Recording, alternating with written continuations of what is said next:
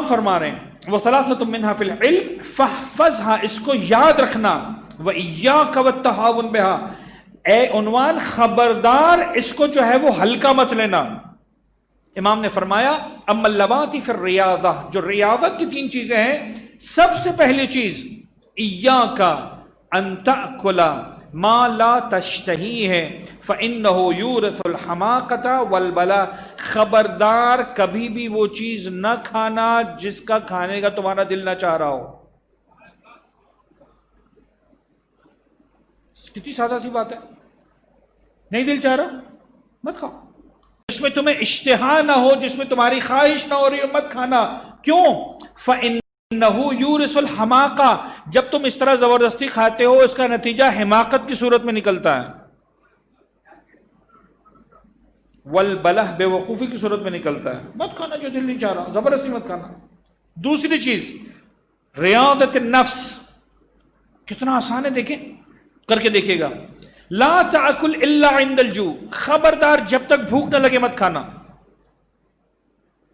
سر یہ آسان نہیں ہے، سب روٹین ہے، اب بھوک لگی نہیں لگی کھانا تو ہے۔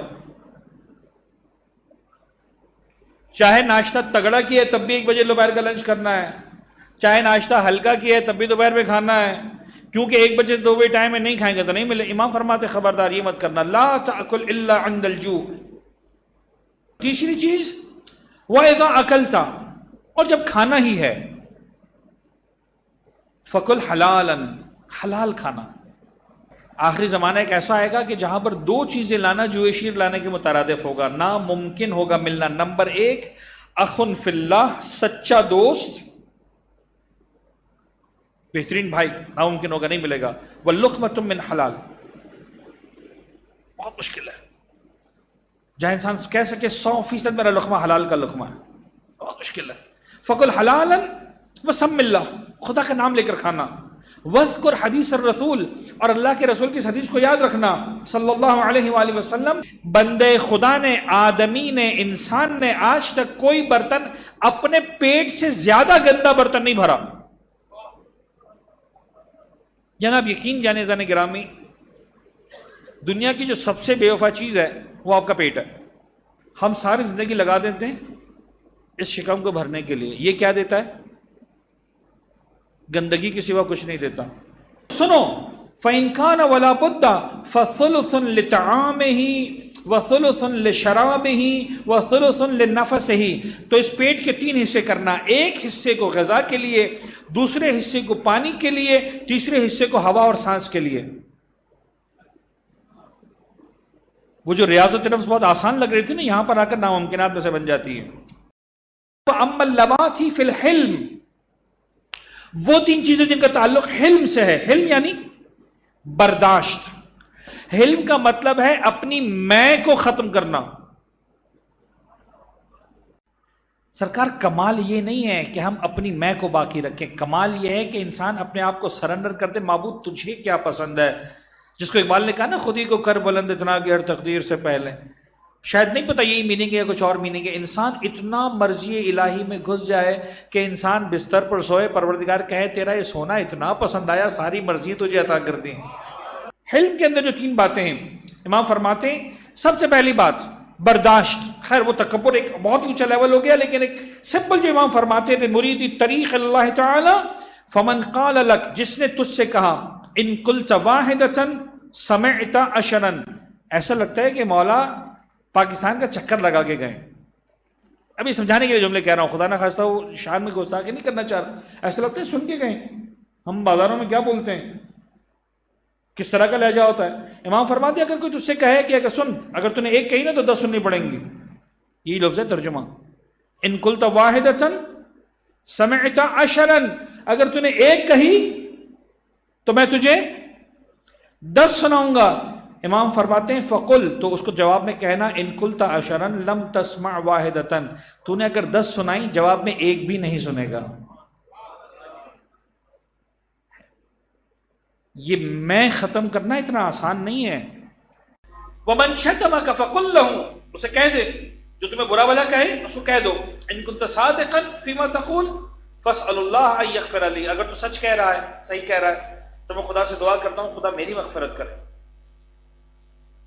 وَإِن كُنتَ كَاذِبًا فِيمَا تَقُولُ فَاللَّهَ أَسْأَلُ أَن يَغْفِرَ لَكَ. اور اگر تو غلط بیان نہیں کر رہا ہے، تو غلط سمجھا ہے، تو جھوٹ بول رہا ہے، تو میں خدا سے دعا کرتا ہوں کہ تجھے معاف کر دے. محمد اور محمد کے جو کمپینینز ہیں ان کی دو خصوصیت بہت اہم ہیں. پہلی خصوصیت یہ ہے کہ اشداء علی الکفار، جب کفار کے سامنے جاتے ہیں تو سخت ترین ہوتے ہیں. رحماء بینہم، آپس میں ہوتے تو رحیم ہوتے ہیں. اگر کوئی تجھ سے کہے کہ میں بتا رہا ہوں تجھے، میں تمہیں ذلیل کر دوں گا، تمہیں رسوا کر دوں گا، میں تمہارے بارے میں کیا کیا کر دوں گا، تم اس سے وعدہ کرو بالنصیحت والرعاء، تمہیں نصیحت کرتا رہوں گا اور تمہارے حقوق کا خیال رکھتا رہوں گا. جس نے کہا کہ میں ایسی تیسی کر دوں گا، تم نے کیا کہنا ہے کہ تیرا ہمیشہ خیال رکھو. اور صرف کہنا نہیں ہے، یعنی ایسا نہیں کہ زبان سے کہنا ہے عمل میں کچھ اور ہے، دل میں کچھ اور ہے. یعنی معصوم فرما رہے تمہارا ایٹیٹیوڈ یہ ہونا چاہیے، تمہاری فطرت ایسی بناؤ، تمہارے اخلاق کو ایسا بناؤ کہ جو تمہارے ساتھ برائی کا ارادہ کرنا چاہتا ہے تم اس کے ساتھ اچھائی کا ارادہ کرو. اما اللوازم العلم فاسأل العلماء ما جہلتا. علم کے اندر سب سے پہلی بات یہ ہے کہ جو تجھے نہیں آتا اس سے جا کر پوچھ لینا جس کو آتا ہے. سادہ سی بات.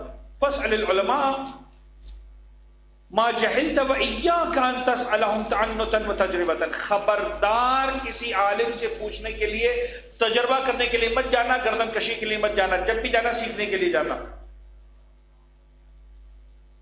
جب بھی جانا سیکھنے کے لیے جانا.